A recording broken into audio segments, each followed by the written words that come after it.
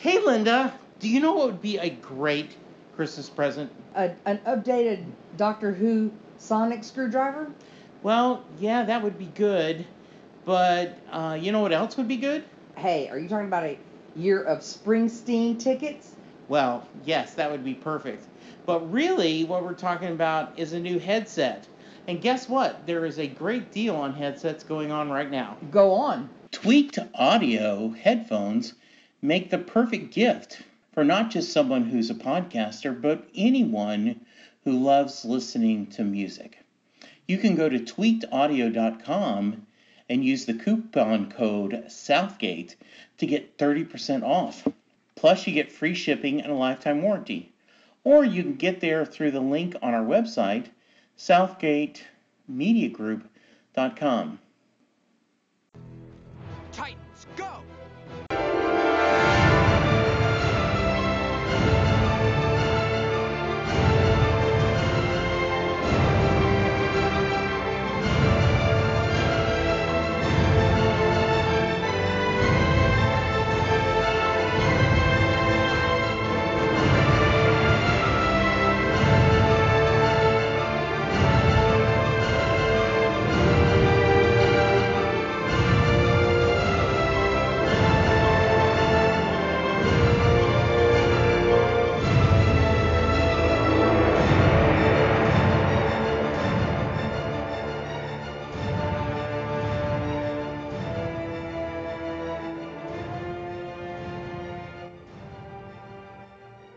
Hello, everyone. Welcome back to Titan Talk, the Titans podcast. I'm Charles Skaggs, and with me, of course, is my fellow Titan Talker, everybody's favorite fellow Titan Talker, Jesse Jackson. Hi, Jesse. How are you today? Hello, Charles. Are you ready to do a little Titan talk? Yes, I am. That's kind of like the premise of the show, right? Yes, it is. Funny Though, enough. if we were the TV series, we would keep doing pilots for other podcasts in the middle of this podcast. Well, hey, DC Universe, they've got they're trying to get their network on the ground, off the ground. So, what better way to tease an upcoming series on DC Universe than actually featuring those characters in your first show on the network? So, we're going to talk about Doom Patrol today here in episode 11. Absolutely. And this is the fourth episode of Titans, released on Friday, November 2nd, 2018. We're almost at the end of 2018 already, if you can believe it. Yes. Written by Jeff Johns, who you may know from DC Comics fame. Yes. And also wrote the Doom Patrol during his run on Teen Titans, Teen Titans Volume 3, directed by John Fawcett. And this is obviously a pretty significant episode because of introducing some key characters. And with Doom Patrol being a Titan spinoff, it actually relates to the show. So it matters. And so I'm looking forward to getting your thoughts on it, Jesse. Yeah, I am a big fan of Jeff Johns. He has done some great writing involved with Young Justice. Wrote some of my favorite character episodes of Smallville, including Legion, which I wish that was a great episode. Yeah, I like that version of Legion a little bit better than the Supergirl version of the Legion. Right. But that's not hard, by the way. I know you don't like Supergirl as much as I do. No, I enjoy Supergirl quite a bit. I just don't like this take on the Legion particularly. Yeah. And so I was really excited to see his episode, and I liked it. And if I look at it independently, just as an episode, I like it a whole lot. When I look at it as an episode of a story that we're telling, I'm a little unhappy. What was your thoughts on the episode? Well, I saw it as more of like a pit stop on the way to our story. Like, and if nothing else, it was great because we finally got our introduction to Garfield Gar Logan, aka Beast Boy, And what better way to introduce him than kind of spinning him out of the Doom Patrol, because he does have those Doom Patrol connections in the comics. Yeah, I guess my concern is, and I'm not totally grumpy, Jesse, Yeah. but I feel like we're in the car trip, and within an hour of us starting, I've had to say, "Can I stop for a bathroom break?" And you're like, "Already? Right. That's my problem with the pit stop. That's what happens when you get that big gulp at 7-Eleven along the way. Absolutely. You got to take a pit stop every so often. Absolutely. So, all right. So we do have some cast that I want to talk about before we get started. Mm-hmm. Some of this cast is not going to be in the Doom Patrol's TV series, so I want to just address that really quickly. But, yes. We have Bruno Bichir as the chief, and he's played by an actor named Fernando Duque. Or I'm sorry, Bruno played Fernando Duque on the Netflix series Narcos, if you ever watched that show. I have not, so I can't say to his performance. No. But that's probably where you might have seen him before. Jake Michaels plays Robotman, but in this, because of the Doom Patrol upcoming ongoing series, his voice was redubbed by Brendan Fraser, who obviously a much more notable star, and as the voice of Robotman. He played, of course, Rick O'Connell in the Mummy movie trilogy that you may be aware of. Yes. He became quite the star back around the 2000s. And he was in movies like George of the Jungle, Dudley Do-Right, Encino Man. So you've seen him before. Monkey Bone. Yes, absolutely.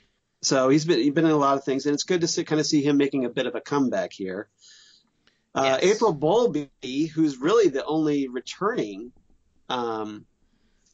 actor that's going to be on the ongoing Doom Patrol series. She plays Rita Farr, a.k.a. Elasti-Girl, a.k.a. Elasti-Woman, as she's known today. Mm-hmm. And you may know her from I guess, Charlie Sheen's girlfriend Candy on 2.5 Men. That's primarily where she's known. And she also played a character named Stacey Barrett on the show Drop Dead Diva. Not familiar with either one of those. Right, but I thought she did a really good job as Rita Farr in this. Yes, I liked her a lot. Yeah, and then Dwain Murphy, who plays Negative Man, he's basically been recast as well for the ongoing series. But here, his voice is replaced by Matt Bomer, who's going to be doing the voice of Negative Man on the ongoing series. Matt Bomer, of course, played a character named Neil Caffrey on White Collar, the USA show. And I know him primarily from American Horror Story, FX's series. Mm-hmm. He's done a couple of characters there. He was really good on that. And he's been on things like Chuck and what have you. So they definitely kind of upped the star quotient for the ongoing series. And it's kind of nice that they're already kind of incorporating the voices for Robotman and Negative Man in this episode. Yeah. Now, Charles. Yes. What is are you a big Doom Patrol fan? Were you a fan of the comic? Because I am a huge Doom Patrol fan, so I'm perfectly willing to do the heavy lifting on this one. Okay. Doom Patrol, once they announced that the Doom Patrol was going to be in Titans, I was so excited. And then once we got word that the Doom Patrol was going to get their own series, I was just ecstatic. Okay. I love the characters. I've always been a fan. I got into them because of the New Teen Titans in their kind of the 3-part storyline that was in the New Teen Titans Volume 1, number 13 through 15, mm-hmm. where the Titans go into the jungle in Zandia and they find Robotman, who's kind of hung up like a scarecrow in the jungle, and they battle the Doom Patrol villains, General Zal and Madame Rouge. Okay. And so that was kind of like my introduction to the Doom Patrol. And then DC came out with like this digest, you remember when they were doing the digest comics back in the 80s? Sure. And they had a Doom Patrol digest, and I got that because it had this cool George Perez cover. Okay. And So I devoured that and got to learn a lot more about the Doom Patrol. And then ever since, I've been kind of a fan of theirs. And then they had the series that came out that started around late, I want to say 87, 88, with art by Steve Lytle from the Legion. Okay. Which about in issue 19 became huge because Grant Morrison took over the comic and completely reinvigorated the series, took a completely fresh approach in the storyline called Crawling from the Wreckage. And it's that era with Grant Morrison writing and Richard Case drawing that kind of became the definitive Doom Patrol series. Yeah, I noticed, and I haven't read either one of them. Yeah. But I did notice the cover. I mean, I saw when I was looking at it, the kind of triangle sunglasses on the Negative Man looks very similar to what they're showing on the TV series. Yeah. There's a character named Rebus in Grant Morrison's run who is essentially like a version of Negative Man that ends up merging with a female doctor and becomes this kind of hermaphroditic character, like a evolution of Negative Man throughout that run. And so, they're kind of borrowing those kind of like pointed triangle shaped lenses for Negative Man here. And I think that's pretty cool. Yeah, I think it is a good image. I like the idea. Like I said, if I don't, and we'll get to specifics, but if I don't focus on that we're trying to get through the story of the Titans, right? I would have liked this a little bit more, because the actual episode itself I really liked a lot. Yeah. So essentially the Doom Patrol, to boil it down to their basic premise, is that the Doom Patrol are the DC Universe's world's strangest heroes. Yes. They're the weird characters. They have weird enemies, as we'll see on the ongoing series. And as we got to get a little taste of in this episode, they essentially considered themselves freaks and misfits and essentially kind of like the Addams Family of the DC Universe. And a little bit, just a few months. They're creepy and they're kooky and they're altogether ooky. Just a few months before the first X-Men book came out. Yeah, there's been some debate about whether Doom Patrol ripped off the X-Men back in the 60s or X-Men ripped off the Doom Patrol. Yes. My current stance on it is that the Doom Patrol just squeaked by first, and then somehow Stan Lee got wind of it and kind of took that to develop the X-Men. But again, that's open to debate. So if you feel otherwise, I respect that opinion. Yeah, and one of the things I think that is important, because you had a guy in a wheelchair and you had and like a bunch of like odd characters that he was leading, and exactly, and et cetera. So today I want to talk about 3 topics. I want to talk about Gar and Raven first, and then I want to talk about the Doom Patrol themselves, and then I want to talk about Dick and Corey last. Okay. So I think that's a good way to break up this episode. Absolutely. So why don't we talk about our first topic, Tarzan Boy. And I'm not going to do that yell, but it's kind of like a whoa, whoa, whoa, whoa. And that's by a band called Baltimora from the 80s, a kind of one-hit wonder band from the 80s. Absolutely. Whose song I actually had on my iPod before this episode aired. So how funny. I've always been a fan of this band, this song particularly. You may have seen it from like a long while back in Listerine commercials maybe. Yes. Where you had a kind of CGI bottle swing through the jungle or whatever. Absolutely. So that's probably where you might remember that song.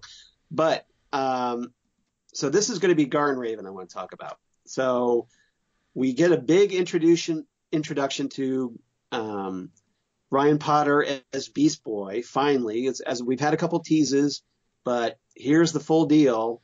And he picks right up where he left off with his connection with Rachel. And I want to get your thoughts on these two characters and Beast Boy in particular. What did you think, Jesse? So I was very unhappy with the initial showing him in the, breaking into Best Buy or whatever, right. and as a tiger. Yeah. But the second appearance at this skating rink, I liked a lot, and I liked Gar even more in this. Very likable, very much, looking for a new friend, looking for someone closer to his own age.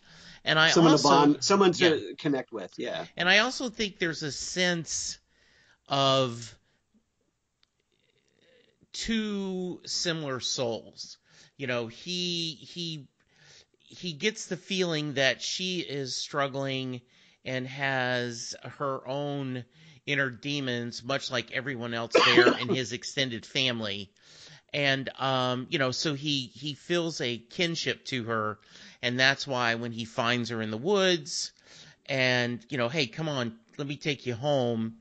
I just like the idea that, he's bringing home a stray puppy. He's showing her his great, room in the basement.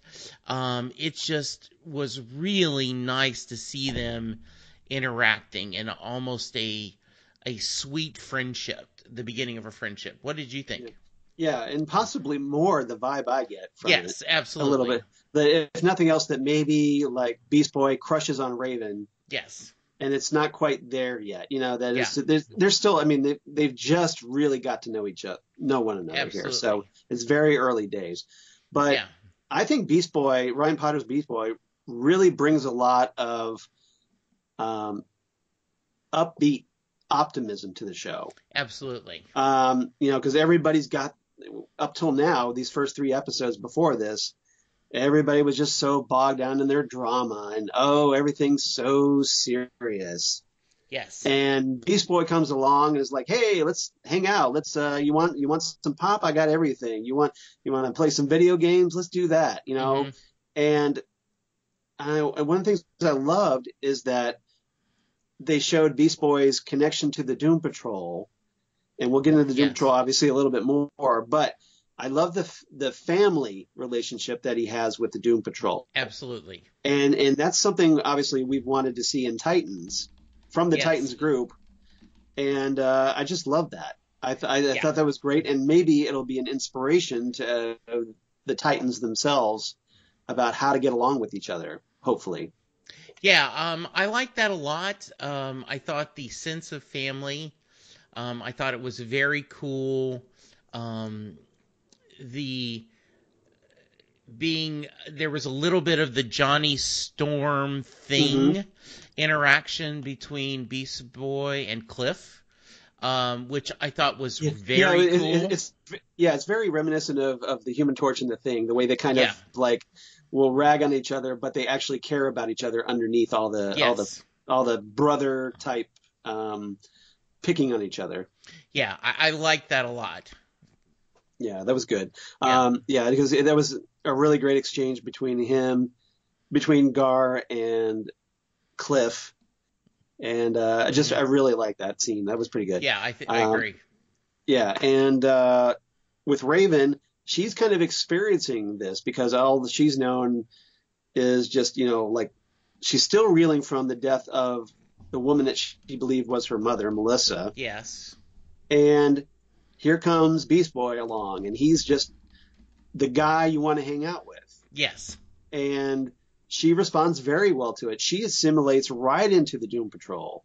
That scene at the dinner table where I love that exchange between Raven and Robotman, where she's eating fried chicken or something, and Robotman is like, oh, how does that taste? I remember fried chicken.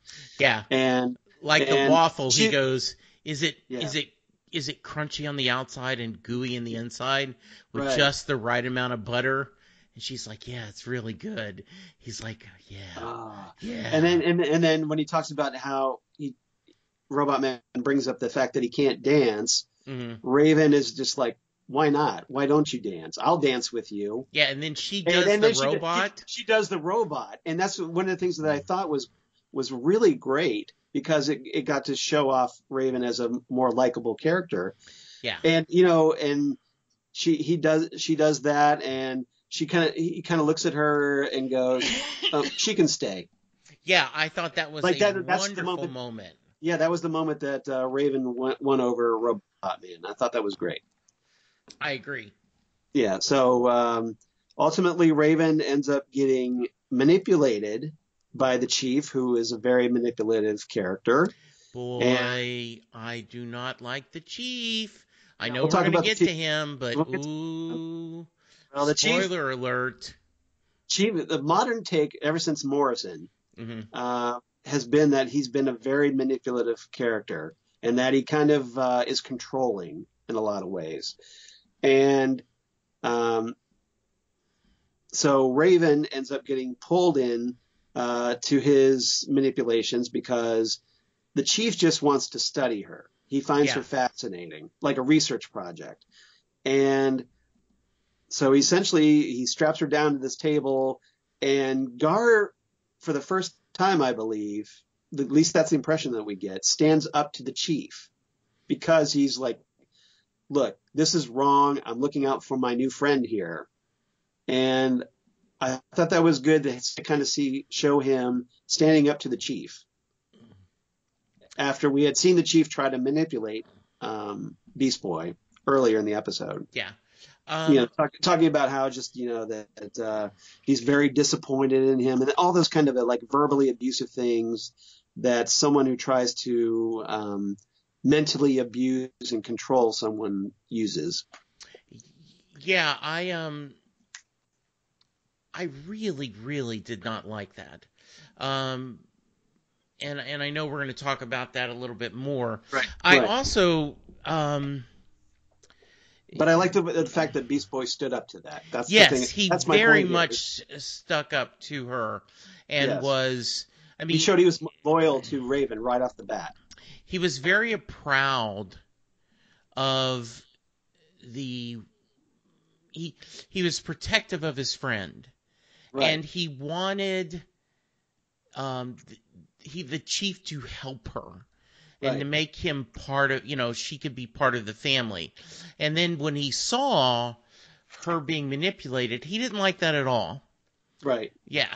Yeah. Yeah, that was good. And then ultimately we get at the end of the episode, the Beast Boy is wanting to stay with the Doom Patrol, but the Doom Patrol is like, look, you're going to have a much better life with them than us. So go. And I thought that was a really touching farewell scene. What did you think? Oh, I thought it was very touching. All of them kind of staring at her, and they're not bitter or resentful that he's leaving. They want the best for him. In fact, they're really like, we'll handle the chief. Yeah. Don't worry about it. You go have a good life.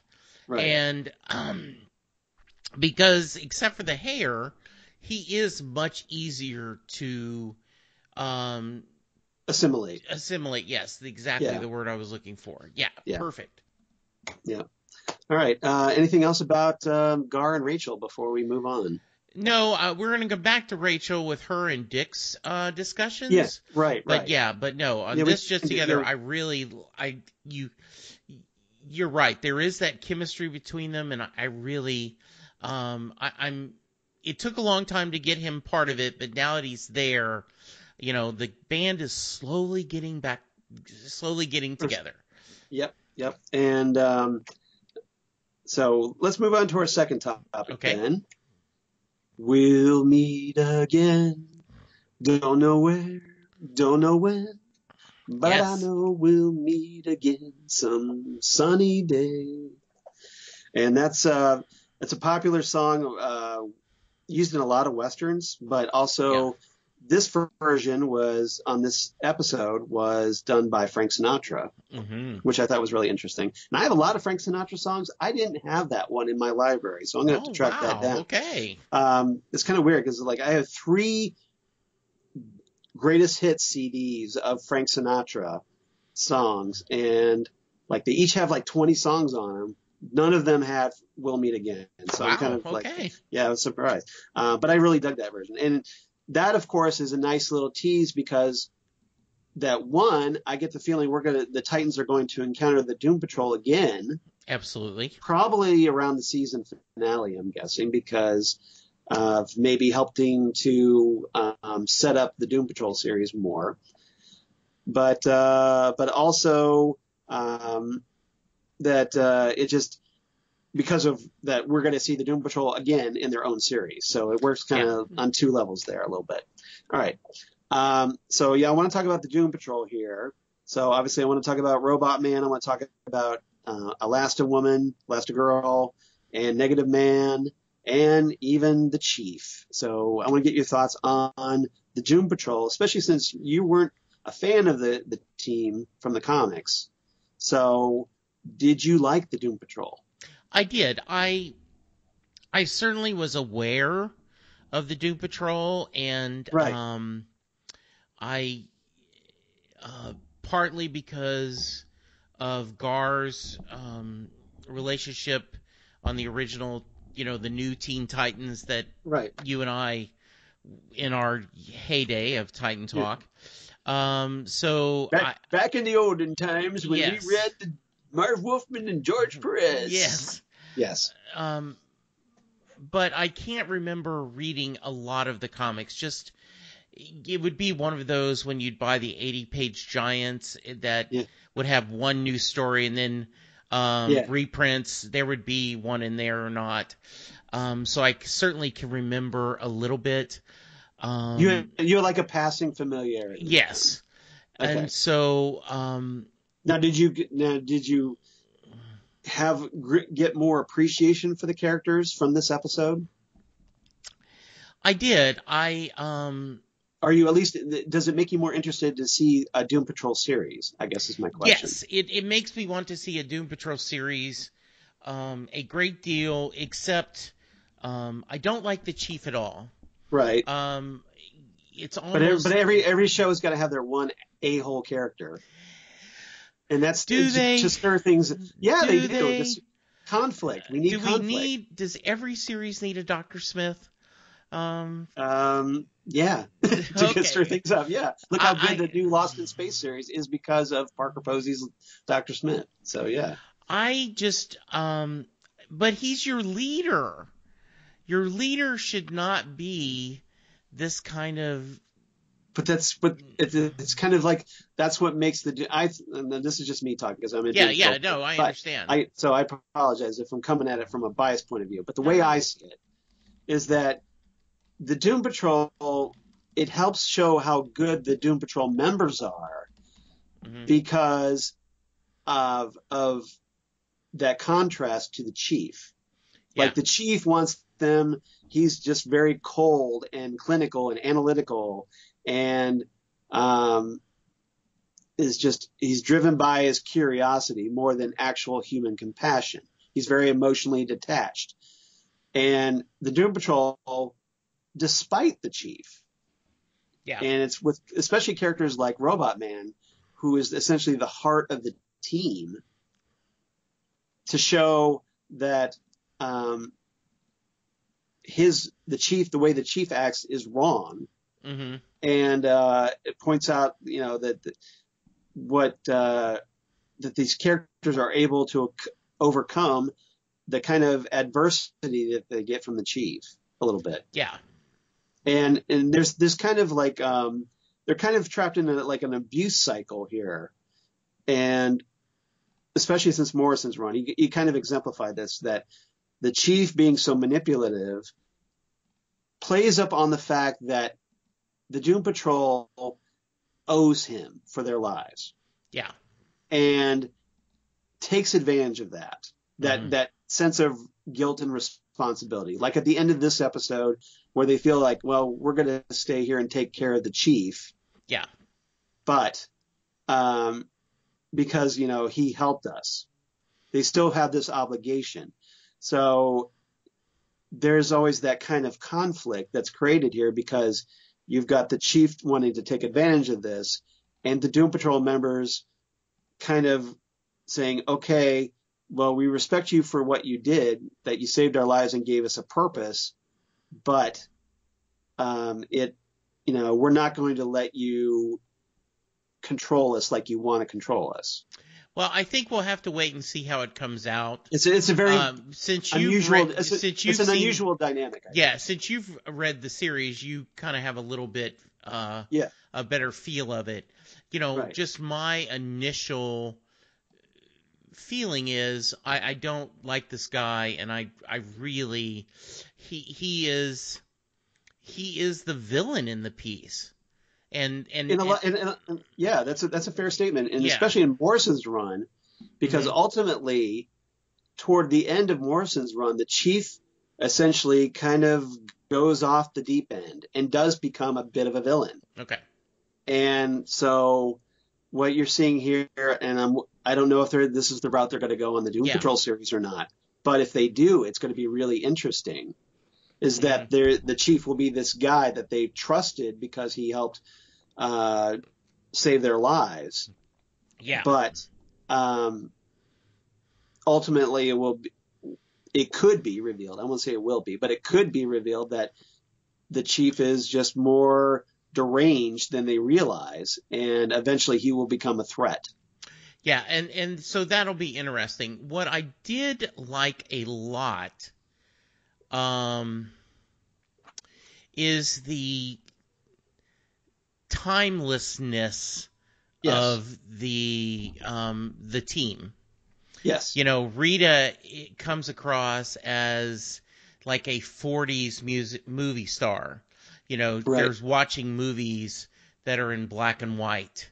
And she has this, she's a character that was essentially created like in the early 60s. Yeah. And so she always had that retro feel because she's a classic character. But one of the things Jeff Johns did was that he showed that he kind of made her timeless and kind of kept her in that kind of retro world, but existing in today's society. Yeah, and you wonder, at least I did, not knowing very much, is there... How old are they? Because of her being able to control her body. Yeah. Would that, and the Negative Man and Robotman, they could be much older than they seem. Right. Because of, the timeliness in it. I think they made a very passing reference to Negative Man being like a World War II pilot, if I remember correctly. Yeah. Which is definitely a change from the comics, but because he was like a test pilot, kind of like Hal Jordan. Yeah. In the comics, but that these characters could be, because of their powers, have been around for quite a long time. Yeah, and having Frank Sinatra sing gives you that sense of timelessness.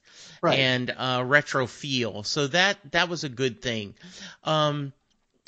It appears to be a little more... It could be a more complex series that we are going to see. Not that the Titans is all sunshine and bubblegum, but it does give you the feeling that this could be a little more dark, a little more but just complex. Out there. Yes, out there, exactly. Yeah, yes. It's essentially, I would personally, the way I would approach the series is essentially to kind of make Doom Patrol like the Twin Peaks of the DC universe. Yes. Where you see weird characters, there's weird things going on, but there's this darkness and, these kind of otherworldly threats. And I would love to, I have great hopes for this ongoing series, the spin-off series. So we'll see what happens. But, I know that there's going to bring in Mr. Nobody, which is this character from Morrison's run. This bad guy from Morrison's run is the Doom Patrol's main big bad in their first season. Okay. Who becomes like the leader of this group called the Brotherhood of Dada, which was a kind of spin-off from the Doom Patrol's arch enemies, the Brotherhood of Evil. Okay. So, so Robotman. Let's talk about Robotman for a minute. Okay. What did you think of Brendan Fraser's version of Cliff Steele in this episode? So I did not recognize the voice, even though, after the fact, I remember, they were going to tell us this. Did you think he did a good job? I think whatever it is the voice or the character moving inside the suit. Right. Yes, I thought it really came across well. Not totally, certainly tragic, but not. How do I want to put this? It is a bad thing that he is in a metal body, right. But they don't play it as a tragedy all the time. Right. And so I was glad to see that. I'm at times, it can play too much, like, oh, poor me, I'm stuck in a body. That can get very old if you aren't careful with it. And so I thought they played the right end of this. He was, kind of funny. I love the scene where he catches her in the closet. Got you. Yes. Like he didn't fall for Beast Boy's trick. Yeah. And you also talked about already the food, but that was very neat. And I also love the amount of food that they cook, and then you see why. Right. Is that because they are going to, Rita eats a lot, and I love that line. Yeah, we have enough food, even with Rita eating with us. Right. Was really nice. Yeah, that's pretty good. Now, when we're on the subject of Rita. Yes. This version that they showed here in this episode is essentially Jeff Johns' version. Okay. That he created back in Teen Titans. His take. He came up with this concept of that Rita has problems holding her form together. Okay. And because primarily, ever since the 60s, her powers were that she could grow really, really big or really, really small or elongate some of her extremities. And that's what I remembered too. Right. On my just thing. Yeah. Now we don't get to see any of the Doom Patrol really using their powers here. No. And so that kind of disappointed me a little bit, but I get that they're probably saving it for the actual series. Yes. To kind of wow everybody. We didn't get to see what Negative Man looks like, his negative energy being. We didn't get to see Rita changing size or shape. Right. Really, apart from her losing cohesion. Yes. And so Johns obviously decided, well, with Rita, I'm going to keep that up. We got to see her, she's almost like this amoeba-like mass when she's up in her bedroom, and she talks about oh, I'm so sorry, I was late. It took me forever to put on, to get myself together, kind of thing. Yeah. And which has obviously a double double meaning. Yes. In her case. But I love April Bowlby as Rita. I thought that was perfect casting. She has this 50s TV show wholesomeness, like something out of the Donna Reed show or Dick Van Dyke show or whatever. And this retro wholesomeness, but she obviously has this tragic side to her and how it's cost her because she was a movie star and that her perfect life was derailed because of this accident that turned her into Elasti-Girl. Yeah, and one of the things that I really liked a lot is how Rachel interact with all of them. When She related to all of them. Yeah, Rita was losing, and she's like, no, you're fine. I'm not afraid of you. Yeah, she puts her hand on it to kind of comfort her, but then also gets to like a psychic flash of teasing stuff for the show. Yeah, and also we didn't talk about, but you called it about bringing things back to life. She did not see the deer come back to life. Oh yeah, Raven's healing ability. We did see that. It's strongly implied. We did not see the deer get up, but we see the wound close and the eyes come open.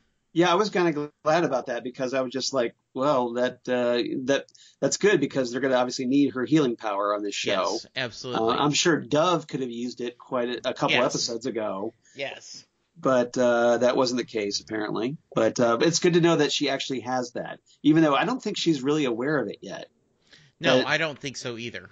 Yeah, I think it's just something that like happens, but she hasn't clicked in her head that she can do that yet. Yeah. She just feels like she can calm people down, like that the girl that we are introduced to that was doused in liquid nitrogen. Mm-hmm. And it kind of helps her stabilize. Right. So. And I love the joy,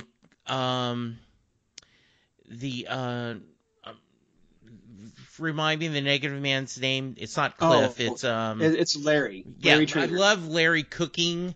Yeah, and the music going on and all the different. Yeah, he's rocking out to like AC/DC's Thunderstruck. Yeah, and just chopping away. And we find out this is something brand new that Negative Man is like surprised. He's this big culinary master. Mm-hmm. And like he's making all this cool stuff, and like he brings up this one tray on the table, and he takes the cover off, and it's like this onion ring man. Yes, which I thought was kind of cool, and yes. that he's just this artiste when it comes to food, and it's just kind of funny that like he just comes up with all this artistic stylings, and ultimately it just gets devoured by Rita. Mm-hmm. And which I thought was funny. So yes, but it was very cool. And I thought that was a good way to kind of introduce him. He's kind of like this really, even though he's in bandages, he's this fun character. And I like the fact that when Raven was talking with Negative Man, she's like, "Are you invisible under those bandages?" Obviously comparing him to the Invisible Man, Claude Rains. And I love that. Would that be cool? Well, just like, wouldn't that be nice? Yes. I think it was more tragic that like I wish I was invisible than what I am under here. So I just thought that was great. I thought that was I did too. Good. And obviously, I would like to have seen more of Negative Man, but hopefully in the series. So yeah, we'll see. I think it. And or if in another Titans episode, we'll see. Yeah, and it's.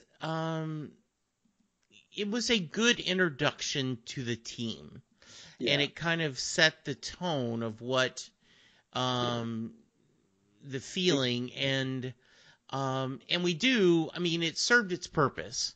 Right. It got you more interested in a Doom Patrol spinoff series, didn't it? But it does feel like a pilot, and like I said, it was just a little too early in the series for me. But they had to get Gar with the team, and this is how they just chose to do it. Yeah, I think it kind of killed two birds with one stone. Yes. It was a way to, like you said, get Gar with the Titans, but also served as kind of like a backdoor pilot for the Doom Patrol series. Absolutely. And I thought that was good. All right. And just I happen to look through the Twitter feed reactions. Yes. About the Doom Patrol. Like I was doing a hashtag Doom Patrol search. Yes. A lot of people reacted better. They seem to think that they like the Doom Patrol better than the Titans on their own show. So hopefully Titans gets to that familial aspect at some point rather quickly. Because apparently, everybody seems really impressed with the Doom Patrol. And like the way they got along with each other. So maybe it'd be a great idea if the Titans kind of did that too. Just saying. Yeah, but I think we're getting there. I mean, Yeah. It's one a of the slow things, build. Yeah, one of the things, and that's why, once again, they're not serving their core group by having the spinoff so early in there, because you want to see them working together. Now we saw Corey and Dick work a little bit together, and see they are. Let's talk about the third topic, Dick and Corey. So this is I picked "I Wanna Be Loved by You," and that's the Marilyn Monroe version, which I thought was interesting. Again, more of a retro feel in this episode.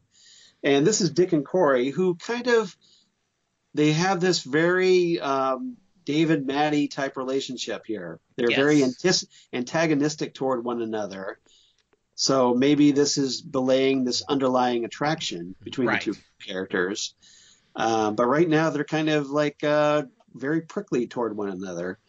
And I want to get your thoughts on Dick and Corey in this episode. Yeah, he called out her looks, which I was very happy to see. Right. I'm a cop. You can't go in there to the police station. You look like a hooker, but he didn't say that. No, but that's what. Yeah. So I was glad to see, because we had talked about, isn't she tired? Doesn't she want to change clothes just a little bit? Yeah, you brought up a great point that she'd had every opportunity to change her clothes and she still hasn't. Yeah. And I just liked the interaction back and forth. They seem to be, I think your moonlighting reference is perfect. They just seem to be getting along, enjoying each other's company, and so good stuff.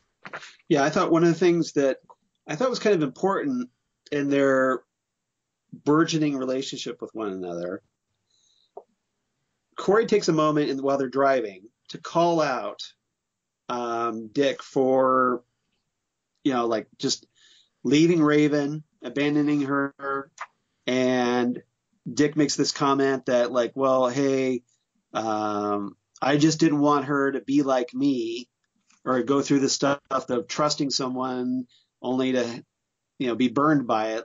And then she says, she kind of counters, so this is all about you then. Yeah. And I thought that was a good point to bring up. Yes, it was. That he's talking about, well, it's just, I went through something as a kid, and she's like, so this isn't about her. It's more about you. And then she says you need to do something about this, because you're going to explode just like her if you don't figure out and deal with this problem. You've obviously got some problems you need to deal with. Mm-hmm. So she basically calls him out about his behavior, especially after he beats the crap out of this Hunter guy right in front of his kid. Yes. And hopefully this kind of makes him take a step back and reevaluate his life. Yeah, that was a disturbing scene. It was. My wife Lori was not a fan of that scene, and I can't say that I was either. I agree. I get why they did it, but I didn't think it was necessary. No, I didn't think at all either. I thought it was a little gratuitous. And I don't really understand why. You're supposed to like this character, and you're not making him likable. Why did he go so out of control? What was so crazy that he was doing? Presumably there's a reason for this that we still haven't been told. Yeah. But it better be a damn good reason. Yeah, because I just don't think it was a very, especially in front of the kid. Yeah. There's no reason to do that at all. Yeah. Right. Yeah. It's just dude, what is wrong with you? Now, if it turns out that he's been affected by some villain or something, okay. Yeah. But there better be a good reason for this, I think because otherwise you're just making Robin an asshole. And I think that's just it. I think they are trying to show that this version of Dick Grayson is just a jerk. Right. He's, the darkness of Batman, and, and that, we had talked about maybe the reason why he's reluctant to put on the suit is that muscle memory that makes him go to a dark place, but he wasn't in the Robin suit. And the guy was being a little bit of a jerk, but it didn't he didn't deserve that kind of response. Right. Like if he had known, he just suspected he may have hurt Rachel. He didn't know it for sure. Right. Yeah. He's thinking, Dick Grayson is thinking emotionally. He's not thinking logically. And this is just very, again, uncharacteristic of Dick Grayson. Yeah, I don't like, this is the first time, because I have not had the credit. I have not had the criticism. I've been pretty happy with, so far the choices they've made. But this one, I agree. It doesn't make sense. It doesn't fit with what we want to see in the character. And it also doesn't fit the character they're going to want to build. So, and I think a lot of this is Jeff Johns' influence. Yeah. Because Johns, if you've read a lot of his comics, especially books like Infinite Crisis with Superboy Prime, he has this penchant for excessive violence. Okay. For whatever reason, excessively gratuitous violence. And for whatever reason, he's decided, I think, to apply it to Dick Grayson. And especially in this episode, because, hey, he wrote this episode. It can't really, it's kind of hard to not fault him for that, considering he wrote this. Now, to try to be a little more positive about Dick Grayson, there was one redeeming moment in this episode for Dick Grayson, I thought. And that's when he makes the point when Rachel's kind of out of control and her powers are being unleashed in the Chief's lab. She had just thrown the Chief against the wall, paralyzing him once again, which I think is interesting that he has this on and off paralysis. Yeah. Because he's supposed to be paralyzed as he is in the comics. That Dick Grayson goes to Raven. He talks her down and he hugs her. And he says he's sorry for leaving her. He apologizes. And he says he promises that he's not going to leave her again. So I thought that was a good moment and a good turning point for the character. Hopefully we'll see more of that. I absolutely agree that, he owned up to, I was wrong. I'm not going to do this. You can count on me. And so I was really happy to see that. It's like maybe he actually listened to what Corey told him. Yeah. And the idea when they talk about, we want them to be a family, you hope this is one of the first steps. We have, the four main gals together, the four teammates. So hopefully we're going to see something good. But yes, I was very happy to see that. They did not stretch it out too long. Right. I was very happy with that. So that's good. Yeah. And so at the end, obviously, we do see them together. Yes. And we'll see where it goes from here. Absolutely. So anything else about Dick and Corey before we move on? Nope. I thought it was good to see them working together. And once again, anything else about the episode, really, before we move on? No. I as I said, it was a really nice kind of break. I just think it was too soon to have that break. But yes, good stuff. Okay. Do you have any favorite lines of the episode this week? Nope, I did not write down any. I had scenes like the kitchen scene and such, but no, I did not. How about you? I've got some. I went through and I've gotten in the habit of having my computer up as I'm preparing for the show, and I'm like, okay, I'm gonna go to the DC universe and I'm gonna write down some notes. Oh, good. So, some lines. So that let's see. I liked the early exchange between Rachel and Gar, where they're kind of hiding out in this cabin, trying to stay warm, and they're building a fire or whatever. And Rachel says, "You don't understand. I'm changing. I can feel it, and it's getting worse." And Gar replies, "Well, no worse than the crew I live with. Trust me, we're special." And Rachel replies, "I'm not special. I'm dangerous." Oh, okay. So I thought that was an interesting quote. There was that great exchange between Beast Boy and Robotman that we talked about earlier, where Gar says, "No one followed me. I kept a low profile." And Robot replies, "If you want to keep a low profile, you wear a hat." Yeah. And then Beast Boy replies, "Ha, funny. You know, that's a good joke. I've heard another good joke. Why was the robot mad? Because someone kept pushing his buttons." And then Robot Man replies, "Ha, ha, ha. Keep pushing them. There'll be a green tiger skin rug in my bedroom." Yes, that was a very funny back and forth. Yes. Yeah. And again, it's very reminiscent of the Human Torch and the Thing. And Yes. Robot Man is essentially like DC's version of the Thing. He's trapped in this, this creature-like shell, but he's got this heart of gold, and he's just this really nice person inside. Yeah. So he's like a nice person trapped in a monster's body. Yeah, and I also really liked the old style robot. This isn't sleek. Right. It isn't cyborg. This is very, very, once again, that retro feel. Yeah. Was good. Yeah, that's one of the things during Grant Morrison's run where he kept kind of like Robotman complains to the chief of like, "Hey, can I get something a little sleeker? I'm kind of tired of like being in this clunky old tin can." So he's just kind of like complaining like, "Hey, can I have a better body and stuff?" That's good. There's another good exchange between Robotman and Beast Boy where Robotman goes, "You do realize this is supposed to be a secret, right? No, let me get this straight. You want the chief, who just learned to walk again, to walk into your dumbassery." and Beast Boy replies, "I thought maybe the chief could help her."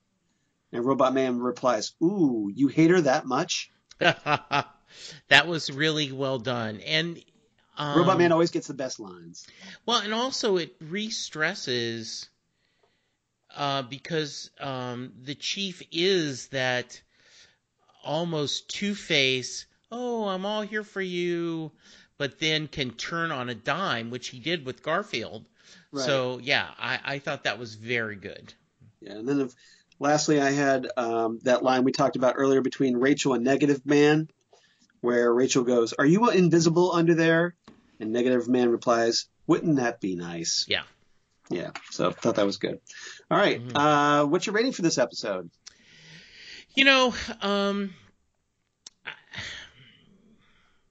I'm of two minds. Like I said, if I just go with your gut. Yeah, I mean, just as the Doom Patrol part of it, I would give this a 9 or a 10. But because of where it's located, I'm gonna give it 8. 8 tasty waffles out of 10. Okay, that's fair. How about you? I was going to give this a 9, but because I was really enjoying the episode, but then when we didn't get to see the Doom Patrol actually get to do anything, I kind of dropped a half point for that. So I'm going to give it an 8. I'm going to give it an 8.5 Onion Ring Men. Yeah. Because I thought it was just really cool to see. Oh, that was just so good. I should have gone 8 things of gravy on top of everything. Great gravy boats. Yes, it was. Like I said, it was really a good idea to show them, set it up. And I thought it was a good idea that have that dinner table scene because it made them get to talk. Like you have great conversations over a dinner table. Yes. And I thought that was a good way to get the team interacting with each other and get to know everybody. Yeah, I agree. Through Raven being the kind of like point of view character. Absolutely. Yep. All right. Good. We do have one Tell It to Titan talk this time. Oh, nice. So we get the return of DJ Nick from Milan, Italy, who is really desperate to talk on Titan Talk. Yes. He's been tracking me down. He actually, I got to, we reached out on Skype. So I told him I would say, hey, he really wants to be on the show. So we're going to have to sit down and figure out when we can actually pull that off. Yes. At some point. So we can have him on the show because obviously it'd be fun to talk to him, I think. Yeah. And I think if nothing else, we promise that if we can't figure it out, we'll do it toward the end, kind of a wrap up. But yes. That maybe for a wrap up show. Yeah. He reached out to me too and said the same thing, how much he really was enjoying our discussion. So yes, we have at least one fan, Charles. Hey, one fan. No, I think we have a few more. Yeah, I think hopefully so we have a few more. Yes. So everybody, if you want to write in, we'll tell you how to do that here in a minute. But for Nick, wrote in, he says, hey, Jesse and Charles, just finished the latest episode, Origins. And so he's writing about last week's episode, and I'm pretty much in agreement with your thoughts. I continue to find Tegan Croft's portrayal of Raven to be amazing and very believable, seeing that it's certainly must not be easy to cover such a wide range of emotions at such a young age. Bearing in mind that child/teenage actors can be hit or miss and less developed compared to a fully fledged adult actor. Big props also to Anna Diop as Starfire, though I agree she could have changed clothes by now and was rather upset about the racist comments against her. I would totally agree with you there on both fronts. It reminded me of the hate that Gal Gadot got as Wonder Woman, stating that she was not, quote, white, unquote. Mm-hmm. Yeah, that was ridiculous too. But I think I chalk that up more to anti-Semitism than anything else. Yes. But like you guys, I have no time for racist ignorance. Exactly. Well said. Absolutely. Totally support that. Thanks for reading my previous email. And yes, indeed, the time zones are not a factor for me. As one, working in country music, I constantly interviewing and working with artists across the pond. So my brain is usually between Eastern Standard Time and Central Standard Time, LOL. And two, I am a night owl, and being able to discuss a show I am really enjoying and one of my favorite media, and superhero TV shows and movies, comics. So I'm up for anything. Look forward to talking soon. Also been listening into the Fandom Zone. All right. Thank you. Yay. Nick. Yay, the Fandom Zone podcast. All right. And wow, the things I would have to say about those CW shows and Netflix. All good so far, mind you. ... All the best, DJ Nick. Thank you, DJ. I appreciate it, Mr. Nick. Yeah, it's nice. NIK, so it's all hip and cool. Yes. So, yeah, thanks, Nick. I really appreciate that. And we're definitely, I think the wrap-up show might be a fun one to have him on. Yeah, I think so, too. So maybe here toward the end, sometime around the new year. Yeah, that'd be good. All right. So thanks again for Nick and writing in to Tell It to Titan Talk. And if you'd like to be like DJ Nick, and who doesn't want to be like DJ Nick, you can reach us at titantalkcast@gmail.com. That's titantalkcast@gmail.com. We'd love to hear from you. Let us know what you think of the Titans or the Doom Patrol in this past episode. Love to hear your thoughts and what your hopes are for the show, what you're afraid of, what you're not liking, what you're liking, what you think of Titan Talk. Let us know what you think of how we're doing and what you'd like to see us do here on the show. Absolutely. And tell Jesse how awesome he is, because he's always so awesome. And tell Charles how we appreciate him driving the bus and keeping us on topic. I'm trying. Yes. All right. So I want to keep us moving along, obviously. So next time on Titan Talk, we're going to talk about Together. That's the 5th episode. So Titans Together at last. All right. Yes. So fingers crossed, everybody. We're starting to get our team, and hopefully that's an important episode. I should also mention that if you want to reach us at Titan Talk, you can also reach us at Titan Talk Cast on the Twitter machine, or you can reach us at on Titan Talk, the Titans podcast on Facebook. We'd love to hear from you there. Yes. And also, please go to iTunes or Apple Podcasts and rate and review us, because, hey, that helps people find us. And we did get a review, a really quick one, But we would like more because, hey, we kind of need 5 at least to help people find us. And so if you have the time and you're so inclined, we definitely appreciate that. Absolutely. We go ahead. It truly does. We do appreciate. There is we do appreciate the latest review.